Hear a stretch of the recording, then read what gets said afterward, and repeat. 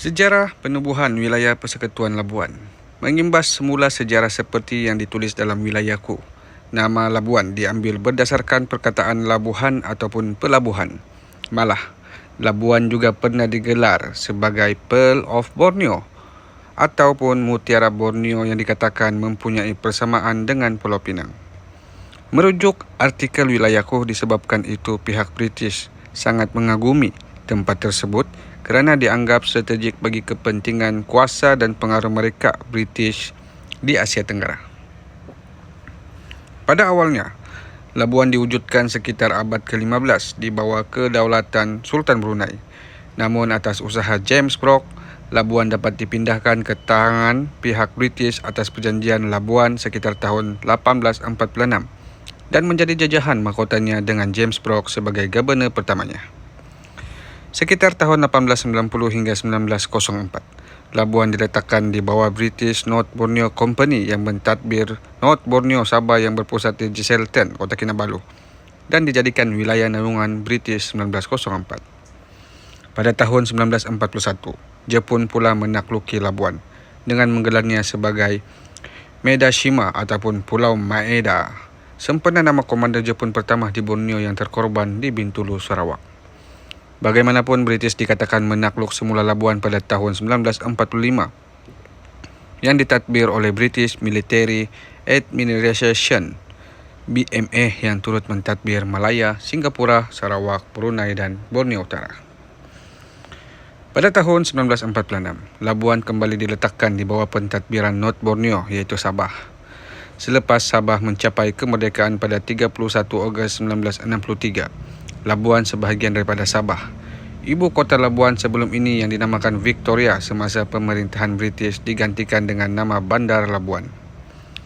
Pada tahun 1984, Majlis Pengisytiharaan Pulau Labuan sebagai wilayah persekutuan telah berlangsung di Labuan yang telah ditandatangani oleh bekas Perdana Menteri Malaysia Tun Dr. Mahathir Mohamad yang mewakili Kerajaan Persekutuan dan Yang Amat Berhormat Datuk Haris Saleh yang mewakili Kerajaan Sabah.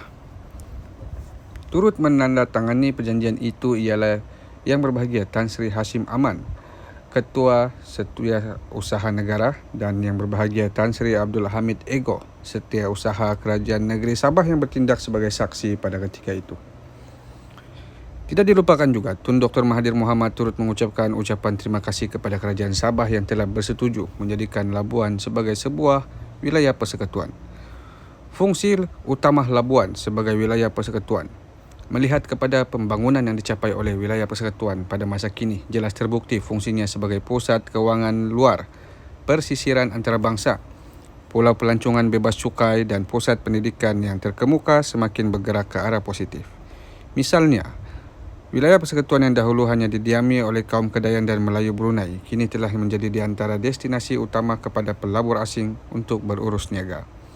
Tidak dapat dinafikan Labuan menjadi lebih terkenal selepas diiktiraf sebagai Pusat Kewangan Pesisir Antarabangsa atau IOFC pada Oktober 1990 yang kini dikenali sebagai Pusat Perniagaan dan Kewangan Antarabangsa atau LOFSA, dan mempunyai pelabuhan cukai bebas sejak 1956 disebabkan pelabuhan yang dalam dan besar. Malah, Labuan juga dikatakan sebagai pusat pelancongan disebabkan wilayah persekutuan itu mempunyai pemandangan air yang jernih dan pantai yang berpasir sepanjang pesisir pantai yang boleh dijadikan tempat untuk menyelam, jet ski, kayan dan mengelilingi Pulau Labuan. Kini Labuan dipercayai semakin maju selepas menjadi tumpuan para pelajar berikutan pembukaan Universiti Malaysia Sabah Kampus Antarabangsa Labuan dan Kolej Matrikulasi Labuan. Dapat dilihat pembangunan yang dicapai oleh wilayah Persekutuan Labuan sedikit sebanyak mampu memberi pengaruh kepada kemajuan yang ada di Malaysia. Sejarah penubuhan wilayah persekutuan memetik perkongsian daripada Majlis Keselamatan Negara MKN.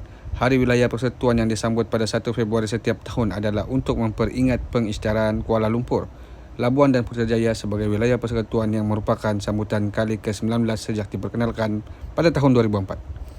Tambah MKN, Kuala Lumpur diisytiharkan sebagai wilayah persekutuan yang pertama, iaitu pada 1 Februari 1974 oleh bekas Perdana Menteri Malaysia kedua Tun Abdul Razak. Selepas 10 tahun penubuhannya, Labuan pula diisytiharkan sebagai wilayah persekutuan yang kedua pada 16 April 1984 dan disusuli Putrajaya dan pada 1 Februari 2001 sebagai wilayah persekutuan yang ketiga. Ini sebab kenapa Kuala Lumpur, Labuan dan Putrajaya diisytihar sebagai wilayah persekutuan Labuan. Menurut perkongsian daripada wilayahku, wilayah persekutuan Kuala Lumpur ditadbir urus oleh DBKL yang diwujudkan pada tahun 1972 yang menggantikan Suruhanjaya Ibu Kota yang ditubuhkan pada 1960. Beralih kepada wilayah persekutuan Labuan yang dibentuk sebagai langkah kerajaan untuk menghapuskan perbezaan antara kaum, bangsa, agama dan semangat kenegerian yang berunsurkan negatif dalam penduduk di Malaysia. Malah kewujudan ini merupakan usaha positif kerajaan untuk mencapai matlamat integrasi dan perpaduan seperti yang diharapkan oleh semua rakyat. Manakala bagi wilayah Persekutuan Putrajaya yang berfokuskan kepada menentukan pengurusan dan pentadbiran kelas pertama terhadap infrastruktur yang telah dibangunkan. Bukan hanya itu, wilayah Persekutuan Putrajaya turut merancang sebagai pusat kecemerlangan sukan air unggul di dunia di samping menjadi gelanggang utama untuk sukan equestrian dan polo. Wilayah Persekutuan Labuan merupakan wilayah persekutuan kedua Malaysia. Ia merangkumi keseluruhan Pulau Labuan yang mempunyai keluasan 91.64 km. Pulau Labuan terletak sekitar 10 km dari pantai Sabah, 2 hingga 1/2 jam penerbangan dari Kuala Lumpur dan sekitar 30 km dari pantai Brunei. Pulau Labuan telah diisytiharkan sebagai pusat kewangan luar pantai pada 1990 dan pelabuhan bebas cukai sejak 1956.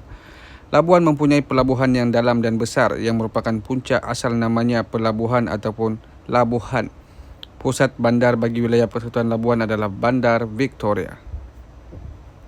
Pulau Labuan juga mempunyai air yang jernih dan pantai berpasir sepanjang pesisiran pantai, menjadikannya destinasi pelancongan yang baik. Pulau Labuan juga mempunyai perairan yang baik untuk aktiviti menyelam dan mempunyai 4 destinasi penyelam scuba. Pulau Labuan asalnya merupakan sebahagian dari Kesultanan Brunei. Pada 1846, ia diserahkan kepada British oleh Sultan Brunei Sultan Omar Ali Saifuddin II setelah British menggunakan pulau itu sebagai tapak operasi menentang Lanun. Pada 1848, Labuan telah diisytiharkan sebagai tanah jajahan mahkota British. Kemudian pada 1890, ia ditadbir oleh Borneo Utara. Namun begitu, pada 1 Januari 1906, Labuan telah diserahkan kembali kepada British dan menjadi sebahagian daripada negeri-negeri Selat pada 30 Oktober 1906 bersama-sama Singapura, Melaka dan Pulau Pinang. Sejak era pentadbiran British di Pulau Labuan, Bandar Victoria merupakan pusat pemerintahan dan sosioekonomi penduduk pulau tersebut. Labuan dahulunya merupakan kawasan terpinggir dari arus pembangunan setelah diisytiharkan sebagai wilayah persekutuan pada 1 Februari 1984. Kawasan penempatan bagi kaum Kedayan dan Melayu Brunei ini mula menjadi antara destinasi utama kepada pelabur asing untuk berurus niaga, terutama sekali setelah Labuan diiktiraf sebagai pusat kewangan pesisir antarabangsa. Peninggalan zaman sejarah silam di Labuan menjadi tarikan pelancong seperti Taman Damai, lokasi Jepun menyerah kalah kepada British.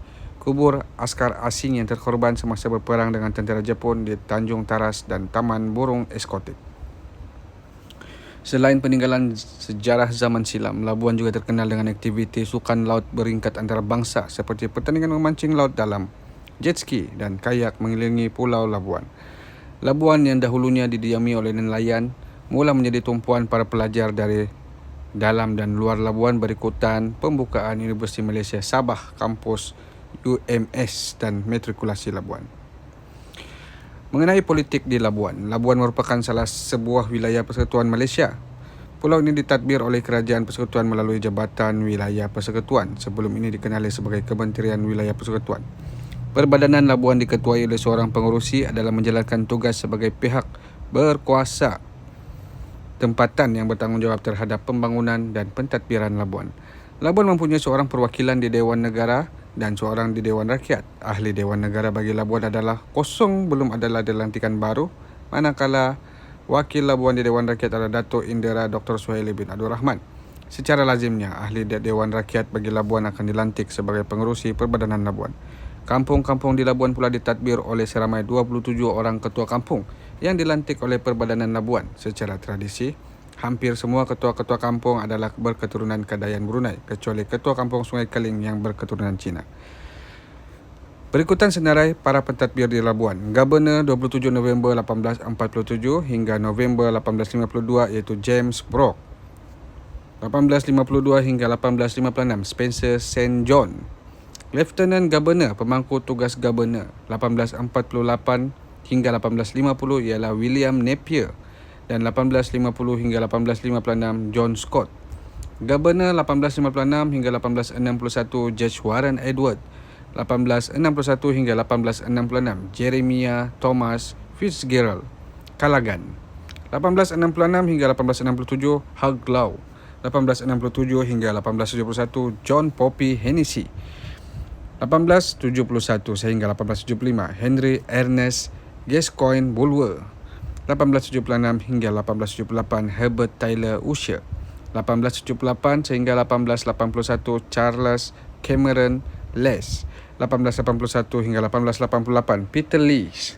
1888 hingga 1890 adalah Governor daripada Arthur Shirley Hamilton dan 1806 Governor Borneo Utara, 1906 hingga 1946 Governor Negeri-Negeri Selat. Timbalan Governor 1906 hingga 1946 ialah Residen British di Brunei. Mengenai geografi di Labuan, wilayah Persekutuan Labuan terletak kira-kira 8 km dari pesisir pantai Pulau Borneo bahagian pantai barat.